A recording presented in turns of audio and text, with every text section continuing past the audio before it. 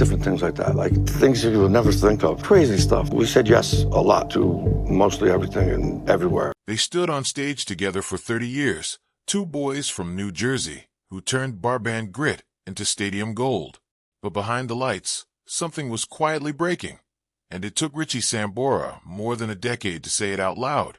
This is the story of a brotherhood, a silence, and the truth that finally came out. Long before arenas and platinum records, Richie Sambora and John Bon Jovi were just two hungry musicians grinding through New Jersey's local rock circuit. John came up in Sayreville, Richie in Woodbridge, both towns built on blue-collar routine, not glamour. John had been fronting a band called Atlantic City Expressway, chasing any gig that would have him, while Richie cut his teeth in local outfits, developing a guitar style that leaned more on feel than flash. They crossed paths in the early 80s, drawn together by a shared obsession with the kind of heartland rock that Bruce Springsteen had made the state's signature sound. When Richie officially joined forces with John in 1983, it wasn't just a lineup change. It reshaped the entire identity of the band that would become Bon Jovi. Richie's guitar work gave the group a bluesy backbone that set it apart from the more polished, image-driven acts crowding the charts at the time. In small clubs along the Jersey Shore, audiences could feel the difference. John's voice was built for the radio, but Richie's playing gave the songs their grit and soul. What followed was one of rock's most productive partnerships.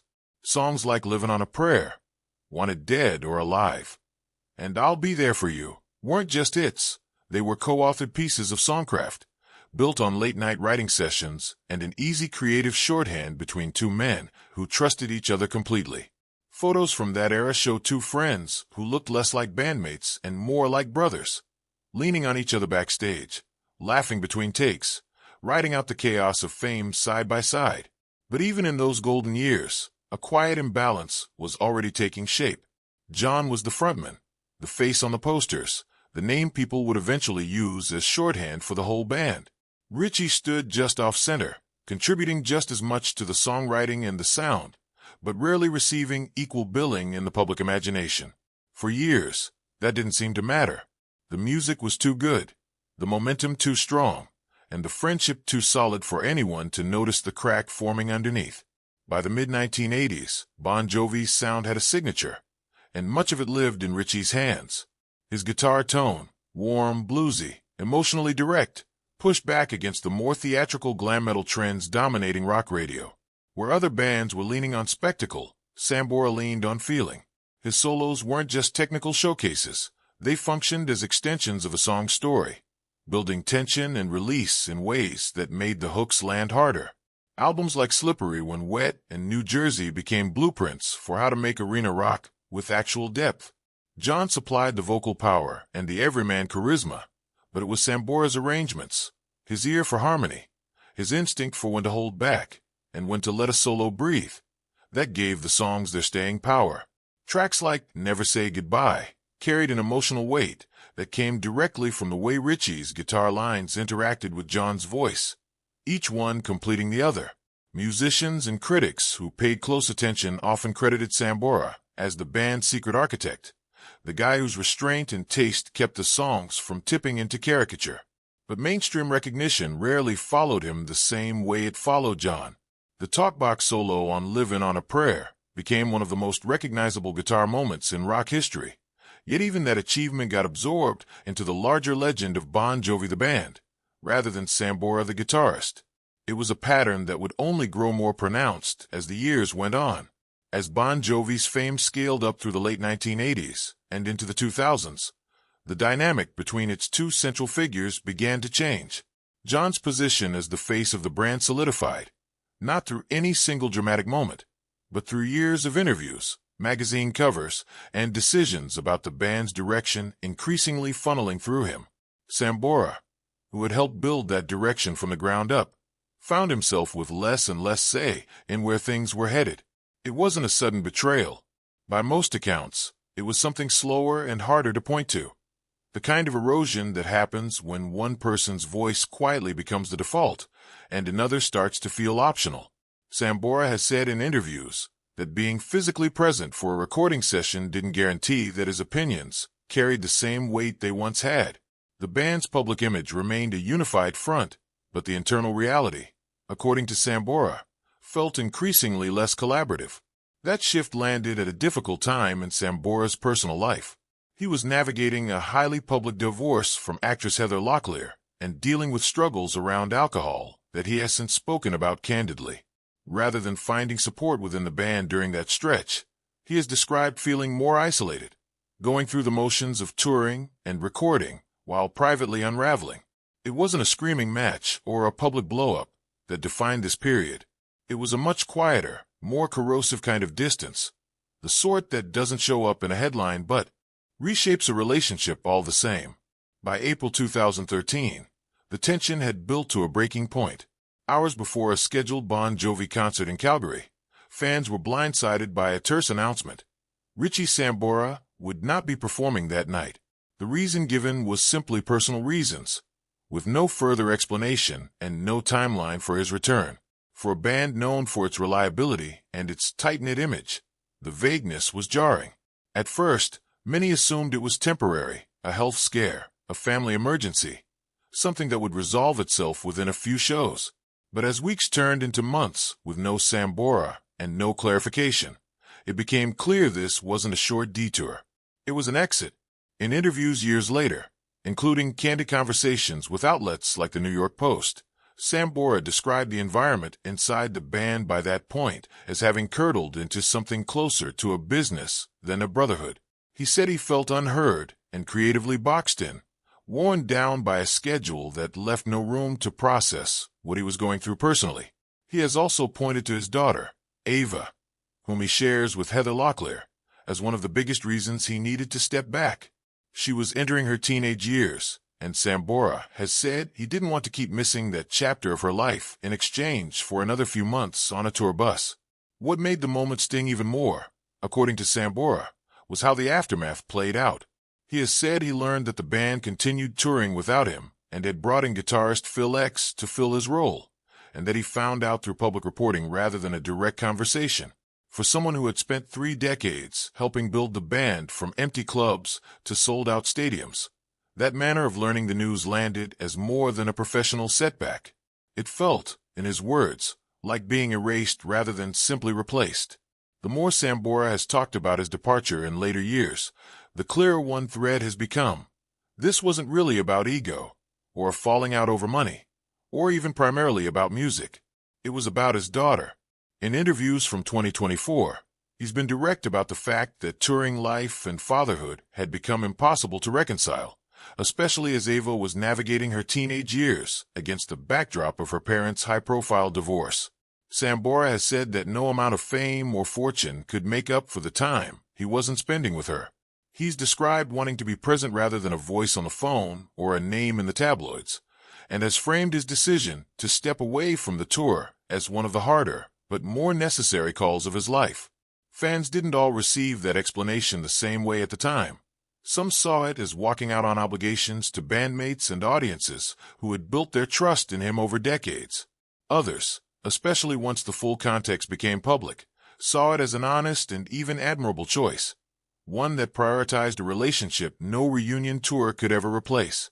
Looking back now, Sambora has framed the decision less as an impulsive walkout and more as a slow-building act of self-preservation, arrived at only after years of feeling like his presence in the band no longer matched what he needed for his own well-being, or his daughter's. What followed Sambora's departure wasn't public warfare. It was quiet. Neither he nor John gave interviews trading blame. There were no leaked feuds, no dueling statements, just a vague phrase, personal reasons, hanging over the story for years. According to people close to the situation, that silence wasn't a sign that nothing was wrong. If anything, it reflected how far the relationship had already drifted apart before the Calgary announcement ever happened. Sambora has since described the final years in the band as feeling like being a hired hand rather than a founding member. Sessions that had once felt personal and collaborative starting to feel colder and more transactional. In a 2024 interview, he summed up the shift bluntly, saying it had stopped feeling like a band and had started to feel like a corporation. For his part, John Bon Jovi mostly kept his comments about the split brief and measured over the years. He acknowledged that Sambora's departure had been difficult, but generally avoided elaborating, choosing instead to focus on moving the band forward with Phil X in the lineup. That mutual restraint spared both men the indignity of a public mudslinging match, but it also left a decade-long question mark hanging over one of rock's most storied partnerships. Exactly what had gone wrong, and why neither side seemed willing to say.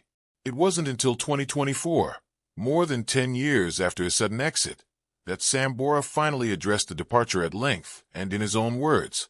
In a series of interviews, he offered something rare, a direct, unguarded apology, aimed both at the fans who had stuck with him through decades of music and at John Bon Jovi himself. He admitted plainly that he had simply vanished from the situation without giving people the explanation they deserved, acknowledging that he probably should have had a direct conversation with John rather than letting things end the way they did. At the same time, Sambora made clear that his decision hadn't come from nowhere. He described years of feeling creatively stifled and increasingly pushed to the margins of decisions about a band he had helped build from its earliest days. The rift in his account wasn't about one blow-up but the slow accumulation of moments where he felt his contributions counted for less and less, even as he continued co-writing many of the band's most enduring songs. That apology reframed how a lot of fans and industry observers understood the story. For over a decade, the split had existed mostly as rumor and speculation, vague hints of creative differences, with no real substance behind them. Hearing Sambora speak candidly about feeling unheard, and about choosing his own mental health and his relationship with his daughter over the demands of the road, gave the story a human shape it had been missing. He didn't take back his choice to leave. He simply took ownership of how he'd handled the leaving. As for John, there's no public record of him issuing a matching apology.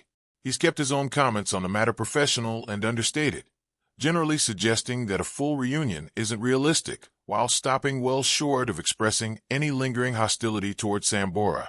It's not closure in the dramatic sense fans might have wanted, but it does seem to have opened a door, not necessarily to a stage reunion, but to something quieter. Two men no longer pretending nothing happened. Sambora's 2024 apology naturally reignited the question fans have been asking for over a decade. Could the two of them ever share a stage again? John's response, when he's addressed it, has been thoughtful rather than dismissive. He's acknowledged their shared history with real warmth, while being clear that the band's current chapter doesn't include Sambora returning. In an interview with a British newspaper, he summed up the situation simply. They had their run. That framing lines up with where John has been personally in recent years.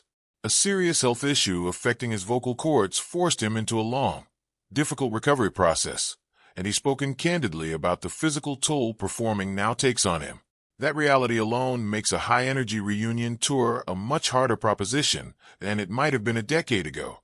John's more recent work, including his 2024 album exploring themes of aging, loss, and endurance, suggests an artist who is more interested in reckoning honestly with the present than chasing a nostalgic return to the past.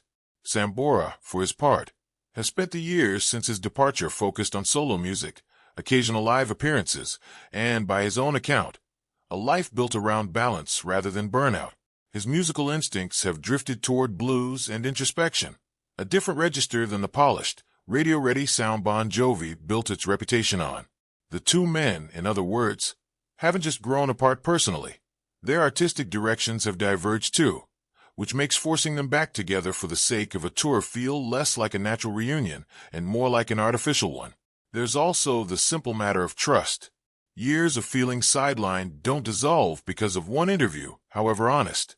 Rebuilding real creative chemistry after that kind of history takes sustained effort from both sides, and neither man has suggested he's currently interested in doing that work. Industry veterans have long cautioned that reunions built purely on fan nostalgia, rather than genuine artistic reasons to work together again, tend to disappoint more often than they satisfy.